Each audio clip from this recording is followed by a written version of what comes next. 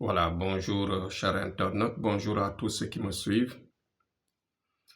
Je reviens, comme vous le savez, à chaque fois pour un sujet précis.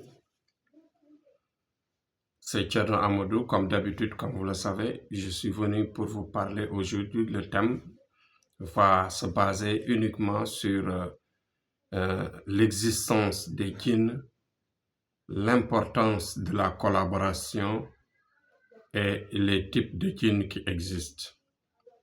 Vous voyez que c'est un sujet préoccupant, un sujet que nous maîtrisons bien dans le sens d'aider, dans le sens de transformer des vies.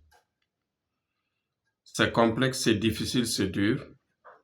C'est très compliqué dans le sens de faire comprendre, dans le sens d'amener les humains à transcender ce sujet dans sa globalité.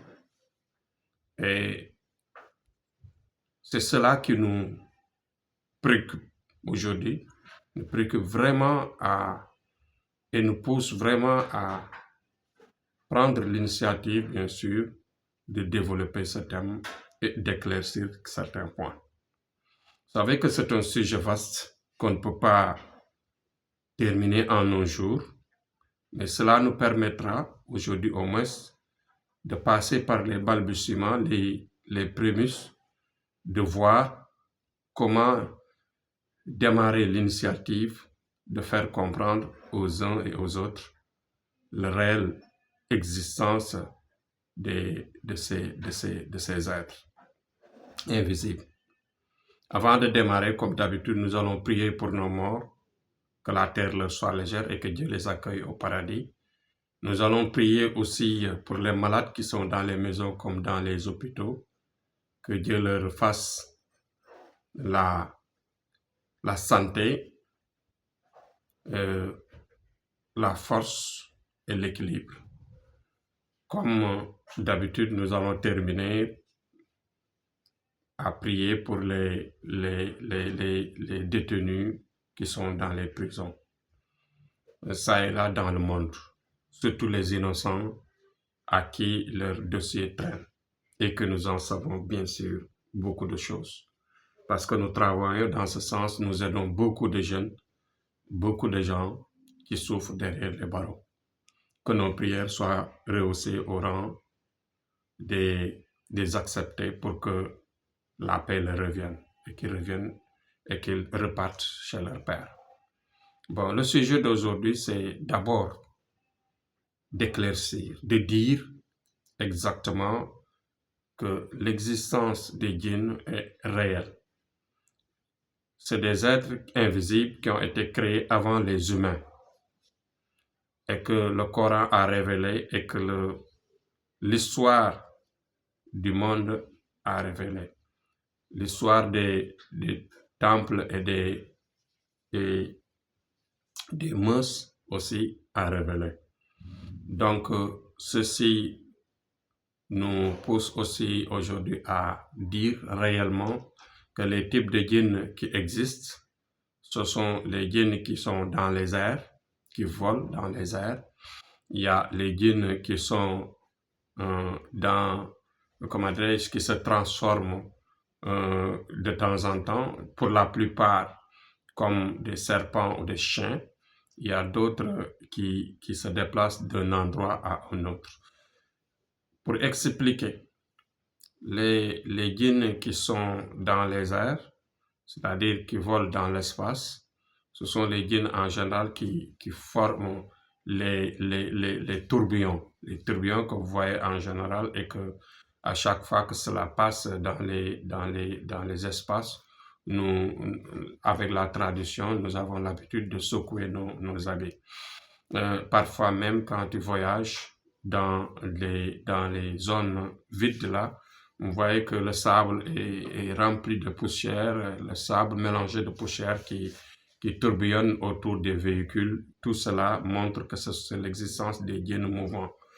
Et aussi, il y a d'autres djinns, même ces djinns-là sont capables, bien sûr, de faire des voyages rapides et parfois même modifient les nuages, parfois font beaucoup voilà, de dégâts et que ce que vous savez. Et aussi les djinns qui se transforment en serpent ou en chien, parfois se transforment même en d'autres images, en d'autres formes, en d'autres, comment dirais-je, situations que vous ne pouvez même pas imaginer. Et aussi, il y a d'autres qui sont plus proches de nous.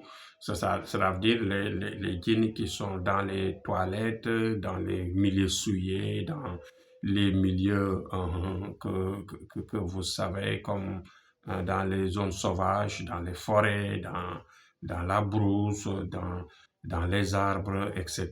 Donc, ces animaux, comment dire, ces êtres-là, ces types de djinns-là existent dans ces endroits dont on parle.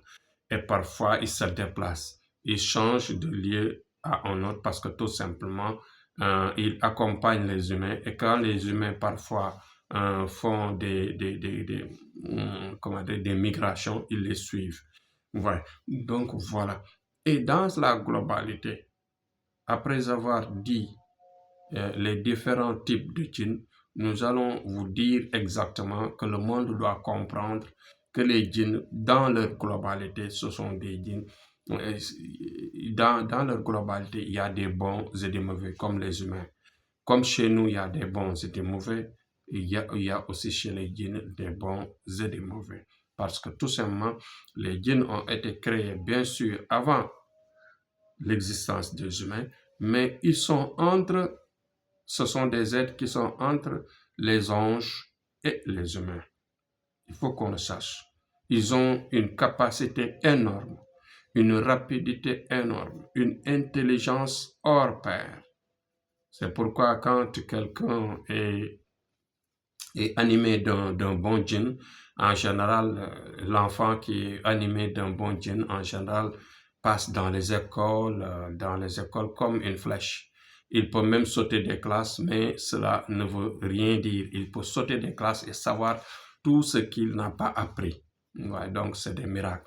Donc, vous voyez que les djinns, leur existence est tellement importante et tellement utile pour nous, les humains, parce qu'ils peuvent nous compléter. Ils ont des capacités, ils ont des pouvoirs que nous en avons besoin. Donc, la collaboration avec eux est indispensable, est très important et très utile pour notre vie, pour notre réussite, pour nos richesses, pour nos attirances, etc. Ils sont capables de nous apporter beaucoup de choses dans notre vie. Tout ce que nous raffolons, tout ce que nous avons besoin, tout ce que nous avons, par exemple, tous les rêves que nous avons, ils peuvent nous les faciliter pour leur réalisation. Bon, donc comme on a dit que les catégories de djinns, nous les avons citées tout à l'heure, mais dans la réalité, parmi les djinns, il y a des musulmans comme chez nous, il y a des chrétiens comme chez nous, il y a des athées, il y a d'autres des mécréants qui ne croient pas en Dieu. Ouais. Donc, dans toute sa globalité, ce sont des djinns, on les appelle les djinns. Mais les mauvais djinns, en général, ce sont les djinns malfaiteurs. Comme chez nous, il y a des humains qui sont des malfaiteurs. Bon, ce sont les djinns qu'en général, les gens disent qu'il ne faut pas collaborer avec les djinns. Si vous travaillez avec eux, ça risque de vous perturber, gâter votre vie, etc. Donc, c'est dans le cadre de collaborer avec ceux qui ne sont pas des musulmans ou bien des chrétiens, c'est-à-dire des mécréants, qui ne sont pas responsables et qui ne sont pas vraiment croyants. Ouais. Donc, maintenant, dans tout cela, il faut savoir que collaborer avec les djinns, il faut savoir vraiment, vraiment l'importance et la méthode. Il y a une méthode très efficace d'utiliser l'existence d'un djinn. Ouais, parce que tout simplement, le djinn, il est important. il est important dans la mesure où nous devons les accompagner, les inviter vers nous et travailler avec eux dans le sens de notre réussite, dans le sens d'aider des humains, dans le sens d'aider nos parents, d'aider nos enfants, d'aider des proches. Ouais. Parce que dans tous les sens, ils ont des exploits qui peuvent nous aider. Et dans la réalité, l'objectif d'un djinn, surtout ceux qui se transforment, qui parfois prennent la forme des humains, ce sont des djinns qui ont besoin de rapports sexuels avec les djinns. Leur objectif, pour la plupart des djinns, leur objectif, c'est de faire des rapports sexuels avec nous. Parce que tout simplement, vous voyez que chez les filles, par exemple, les filles qui sont animées d'un djinn, parfois les mauvais djinns les suivent, comme les bons djinns peuvent les suivre, mais ils se marient avec elles et perturbent leur vie. Mais d'autres peuvent se marier avec elles et ne pas perturber leur vie. Chez les hommes aussi, il y a des hommes qui sont animés par des djinns qui les marient, mais qui peuvent perturber leur vie. Parfois, des djinns peuvent les marier et ne pas perturber leur vie. Mais ceci dit que quand le djinn te suit, il a un objectif. Le djinn, il ne te suit pas par hasard. Le djinn, il ne te suit pas par inadvertance. À chaque fois, il a un objectif. C'est ça l'explication. Vous voyez? Donc, nous, dans notre travail, nous avons la capacité d'aider quelqu'un, par exemple, à avoir la capacité de vivre avec un djinn, dans le bon sens. Nous, notre objectif, c'est d'aider la personne à vivre avec un djinn dans le bon sens, c'est-à-dire l'aider à avoir une bonne relation avec, pour lui apporter de l'argent, pour lui apporter des facilités, pour lui apporter de l'attirance, pour lui apporter bien sûr tout ce qu'il a besoin. S'il s'agit de tes enfants, on peut t'aider à réaliser leur intelligence, développer leur intelligence, leur capacité de captivité dans les exercices, etc., dans tout ce qui est matière compliquée. Donc, ils ont la capacité de jouer, d'intervenir dans notre intelligence, pour développer notre intelligence. Ils sont encore capables de te créer une attirance pour que les gens voilà, pour que les gens s'ouvrent vers toi, pour que les gens t'adorent, pour que les gens vraiment te respectent, te bénissent. Voilà. Donc, ils sont capables aussi de t'aider dans le sens de jouer sur la tête des autres, pour que ces gens-là trouvent de l'amour, trouvent vraiment de la pitié et vraiment d'avoir une chaleur vers vous. Ils sont capables aussi de vous aider quand quelqu'un vous jette un mauvais sort, de vous débloquer, de vous aider à vous relever, à avoir la puissance, la force. Quand on vous jette un mauvais sort pour vous tuer, par exemple, pour vous lancer un corps, comme on dit, c'est-à-dire cette méthode de tuerie à distance, ils sont capables de te défendre sans que tu le saches. Ils peuvent aussi te défendre pour que, par exemple, un militaire qui va en guerre, que pour créer ce qu'on appelle un tool, comme chez nous, on l'appelle en Wolof tool, c'est-à-dire la protection contre les armes blanches, contre les armes à feu, etc. Vous voyez, donc nos grands-parents, avec dans l'histoire des deux guerres mondiales, vous voyez qu'il y avait nos grands-parents qui avaient bien sûr cette protection-là de djinn, dans le sens de ne pas par exemple avoir comment dirais-je, l'accès à aux armes. Quand les Allemands tiraient les fusées, ça n'arrivait pas sur leur peau, ça ne touchait pas leur peau. C'est pourquoi certains des militaires et des soldats français disaient que les Africains ne meurent pas, les Sénégalais ne meurent pas, parce que tout simplement, il y avait cette protection remplie de djinns.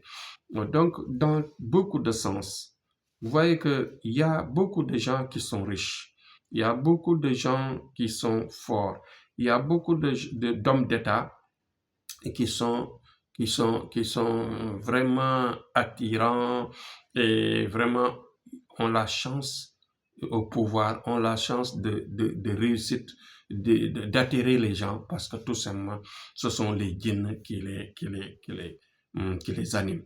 Donc, tout ceci se travaille.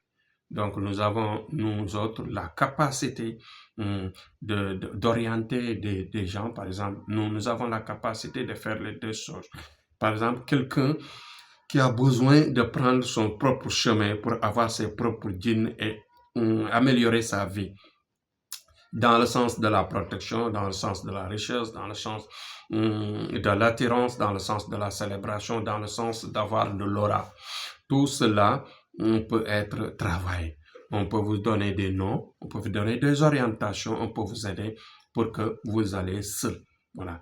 Mais dans ce cas-là, il faut que vous cherchiez interpréter. Quelqu'un qui ne peut pas interpréter un rêve, quelqu'un qui ne peut pas interpréter des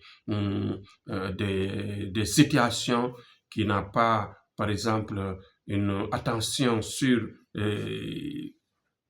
autour, une attention liée à son entourage, à son quotidien, il ne peut pas réussir dans ce coin.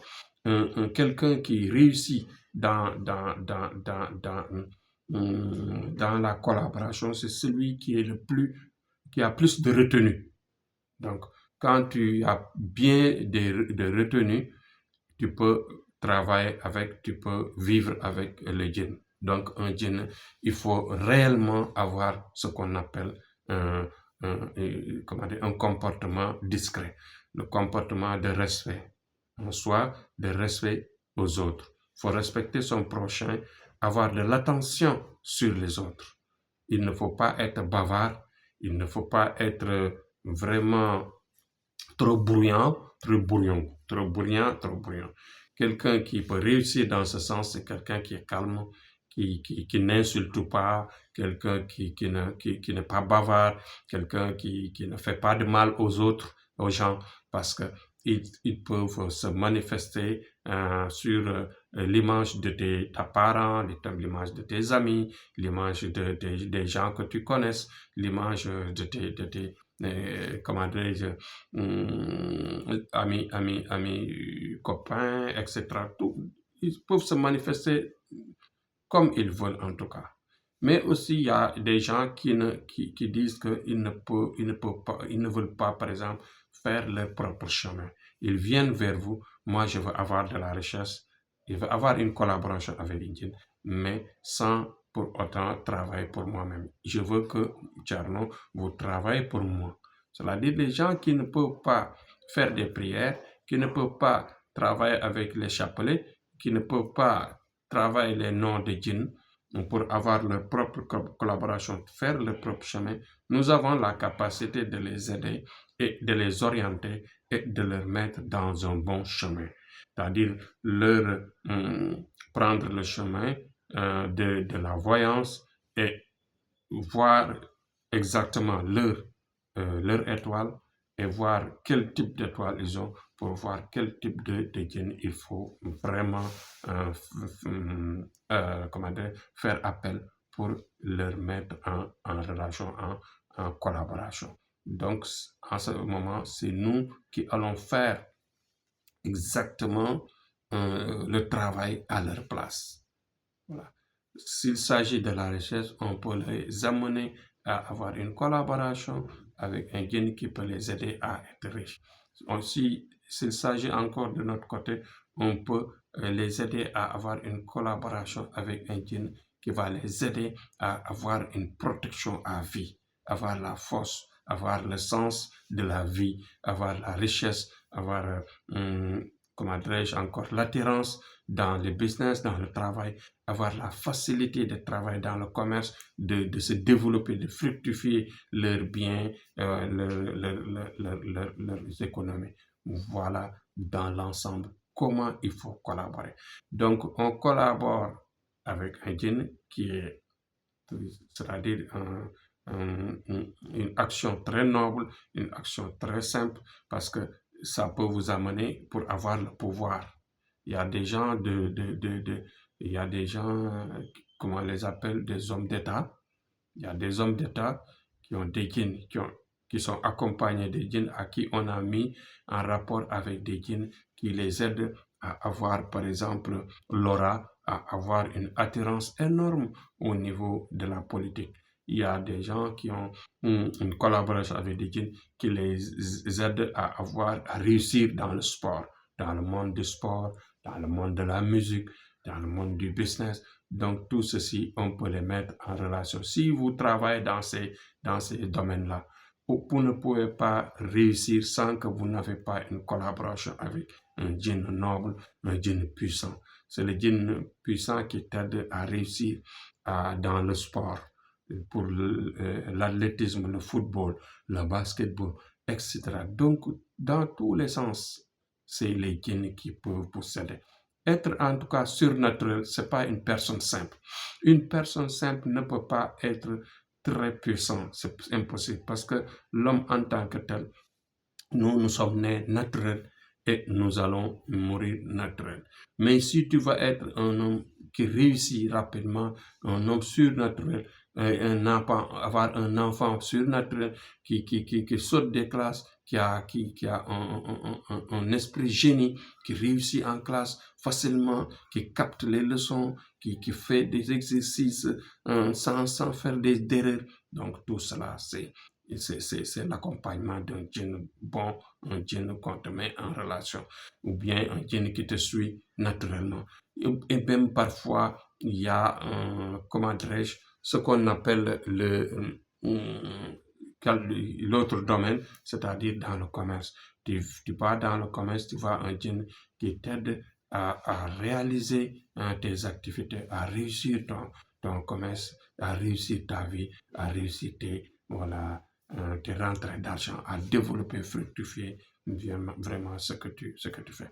Donc, dans le sens de la réussite, il n'y a que l'accompagnement des djinns qui peut vous aider. Je ne vous dis pas de croiser les bras. Je ne vous dis pas d'être paresseux. Je ne vous dis pas d'avoir les rêves en croisant les bras. Mais si vous voulez réussir, les gens, je fais appel aux gens rigoureux, aux gens qui travaillent d'arrache-pied, aux gens sérieux, aux gens qui veulent aller loin, que nous les ouvrons là les portes de réussite, et nous leur disons bonjour, venez, soyez les bienvenus, Inch'Allah. Avec la collaboration des djinns, on pourra vous aider pour les gens, les marabouts, ou bien les gens qui veulent aller faire leur propre chemin. Nous sommes capables de les aider, mais des gens qui veulent, par exemple, qu'on les aide eux-mêmes, c'est-à-dire à partir de nous leur ferons la voyance, leur trouver la solution et les mettre en relation avec un djinn, après un sacrifice qu'on trouvera.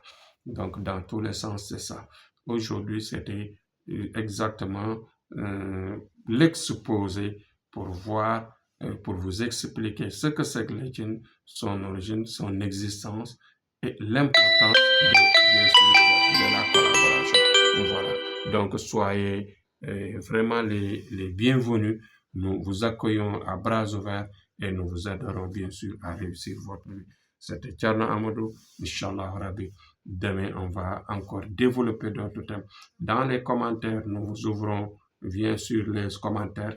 Essayez de nous demander ce que vous voulez, les questions auxquelles vous voulez qu'on développe, parce qu'on pourra vous développer d'autres thèmes, d'autres points, toujours dans la collaboration, pour vous aider à comprendre et à venir nombreux, bien sûr, nous solliciter dans ce sens pour votre réussite. Voilà. c'est notre travail, c'est notre mission, c'est de vous aider à réussir dans l'exploitation, de se développer dans le surnaturel, dans la puissance surnaturelle, la puissance de Dieu à partir de l'existence et la collaboration de Dieu. Merci, c'était Thierno Amadou. Inch'Allah Rabbi, on dit vive notre pays, le Sénégal, et vive la paix dans le monde. C'était Thierno Amadou. À demain, Inch'Allah.